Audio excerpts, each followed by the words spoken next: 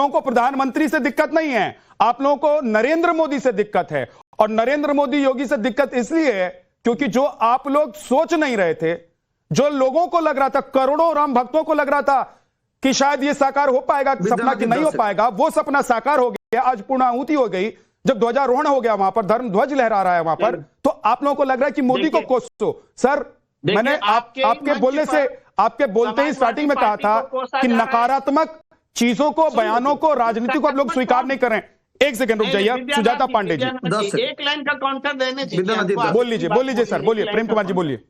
मैं कह रहा हूँ नकारात्मक कौन है? इसी पैनल में समाजवादी पार्टी को नहीं कोसा जा रहा है क्या? एक सेकंड एसएन सिंह जी रुक जाइए प्लीज। कौन निगेटिव है? एक छोटा सवाल, ठीक है 10 सेकंड एसएन सिंह जी बोलिए। एक छोटा सा सवाल प्रेम जी से पूछना चाहूंगा। करोड़ों करोड़ों दर्शक दिख रहे हैं, इन्होंने कहा कि अगर आदरणीय प्रधानमंत्री जी उस धर्म के नहीं होते तो वहां नहीं जाते। तो मैं प्रेम जी से पूछना चाहता हूं, जिस धर्म की पैरोकारी कर रहे हैं, क्या ये मान रहे हैं, जो लोग कहते हैं कि हम जो है सजदा नहीं करते हैं दूसरे भगवान की, अब ये मान रहे हैं कि वो लोग गलत करते हैं, उनको आके सजदा करना चाहिए? ऐसा प्रेम जी थोड़ा के चैनल पर बता के बोलिए सर, जल्दी से। मैं जल्दी से फटाक से। देखिए एसएन सिंह साहब, आप हिंदू धर्म का अस्तित्व जो है ना मुसलमान को गाली देकर नहीं है। इस्लाम धर्म से पहले से हिंदू धर्म है, आप धर्म इस्लाम से पहले से हिंदू धर्म है, आपने धर्म, इसलिए मुस्लिम इस्लाम धर्म में आप बोलने नहीं देंगे ना, आप क्यों डिस्टर्ब कर रहे हैं? जैसे सनातन के लोग please SN Singh ji overlap मत कीजिए, प्लीज बोलने दीजिए, उनको कंप्लीट करने दीजिए एसएन सिंह जी, उसके बाद बोलिएगा।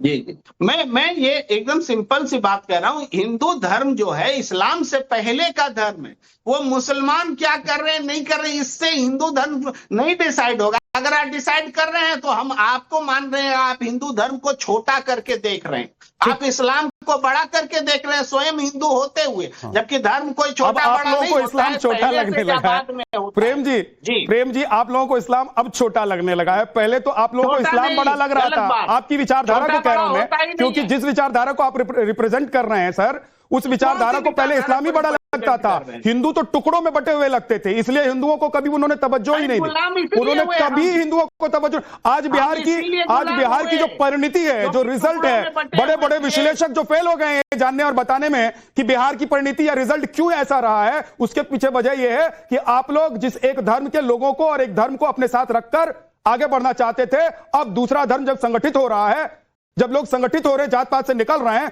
तो वो बड़ा हो गया है, वो पहाड़ हो गया है, इसलिए आप लोग बोने साबित हो रहे हैं। ठीक है, सुजाता पांडे बहुत देर से उंगली उठाए बैठी है, बोलना चाहती है। सुजाता जी बोलिए।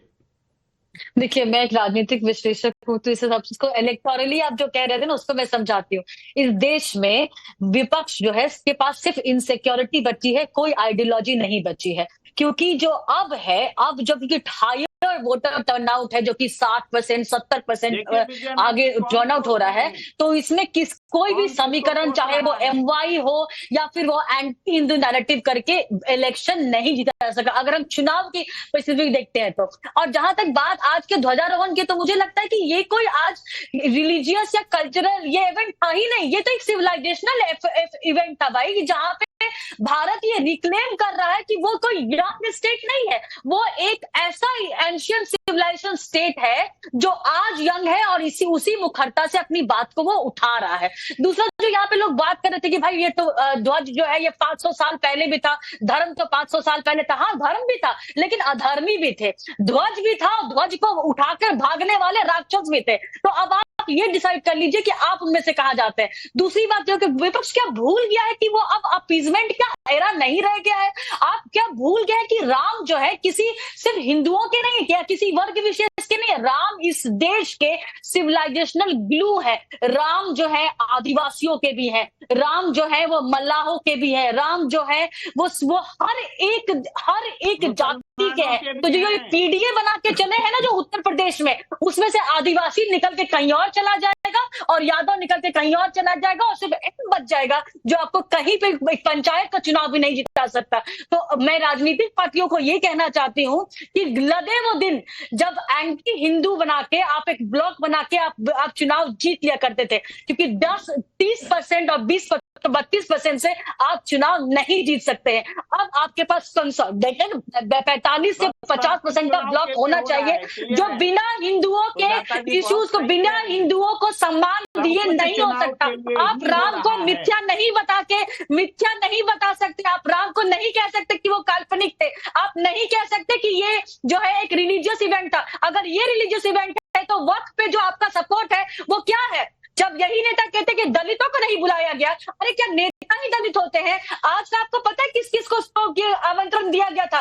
पिछड़े सारे ईबीसी को दिया गया था, सारे आदिवासियों को बुलाया गया था, सारे मल्लाहों को बुलाया गया था, सारे निषादों को बुलाया गया था। मुझे लगता है कि जनता को पहला अधिकार होता है, सांसद को अधिकार नहीं होता उस जगह के किसी चीज में करने के, क्योंकि जनता ही सरकार बनाती है और सरकार गिराती है। तो ये भ्रम में मत रहिए, ये भ्रम में मत रहिए कि सांसद है तो बाहर जाए तो जाएगा, अगर सुप्रीम कोर्ट का जज है तो उसे समारोह में होना चाहिए। समारोह जनता का होता है क्योंकि संदेश तो भी क्या जनता हुआ? देती है। तो अवधेश जी अयोध्या के सांसद हैं, एक मिनट सुजाता पांडे जी, अयोध्या के सांसद हैं अवधेश जी, तो राम मंदिर बनने से लेकर अब तक कितने, सुन लीजिए सर, एक सेकंड प्रेम कुमार जी, अयोध्या के सांसद है ना, कितने लोगों को देश से राम मंदिर दर्शन करवाने और रामलला के दर्शन करवाने के लिए ले गए हैं?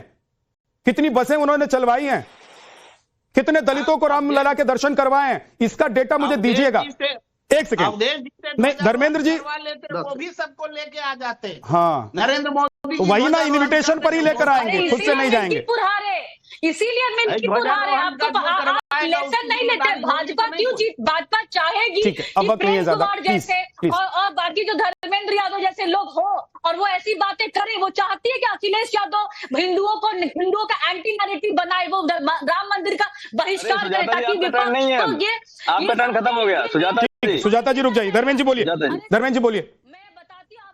मर्यादा पुरुषोत्तम भगवान राम एक जीवन जीने के आदर्श हैं। बहन जी को जैसे मौका मिला मर्यादा पुरुषोत्तम भगवान राम के इस आयोजन में राजनीति घुसेड़ दिया, क्योंकि इनको इसलिए भेजा गया है। इनकी समस्या ये नहीं है, इनको जिसलिए भेजा गया वही करेंगी। मर्यादा पुरुषोत्तम भगवान राम ने जब देखा कि अयोध्या में भारतीय जनता पार्टी एक ऐसे समाज को बनाना चाहती है जिससे देश विघटित हो जाएगा, तो उन्होंने समाजवादी पार्टी को अपना आशीर्वाद दिया और समाजवादी पार्टी के सांसद अयोध्या से चुनाव जीत करके आए। वहां की जन भावनाओं को अगर आप नहीं समझती हैं, नरेंद्र मोदी का जो अपना मन मत है, जनमत से अगर ऊपर आप समझती हैं, तो इसका मतलब आप ना धर्म को मानती हैं, ना लोकतंत्र को मानती हैं, ना इस देश के फैब्रिक को समझती हैं, ना समाज के आप फैब्रिक को समझती हैं। आप तोड़ने के अलावा जोड़ने की बात कर नहीं सकती हैं।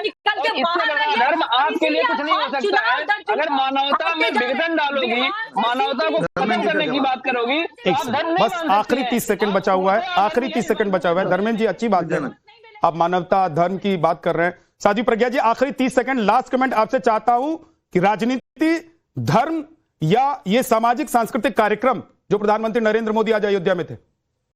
देखिए, ये एक सामाजिक सांस्कृतिक कार्यक्रम है, इसका राजनीति से कोई लेना देना नहीं है, बल्कि देश के युवाओं को बहुत अच्छा एक संदेश मिला है। पूरे ग्लोबल प्लेटफॉर्म पर आज युवा अपनी पहचान पर गर्व कर रहा है, अपनी जड़ों से शक्ति ले रहा है और सनातन मूल्यों को आधुनिकता का आधार मानता है। तो आध्यात्मिक विरासत कमजोरी नहीं, शक्ति है। भारत आध्यात्मिक शक्ति बनने जा रहा है। और अगर इस शक्ति से बीजेपी आगे बढ़ रही है तो एक मौका विपक्षी पार्टियों के पास 2014 से पहले था और एक मौका आज भी है, क्योंकि ये देश और यहां के लोग, यहां की जनता राजनीतिक पार्टियों को बार बार मौका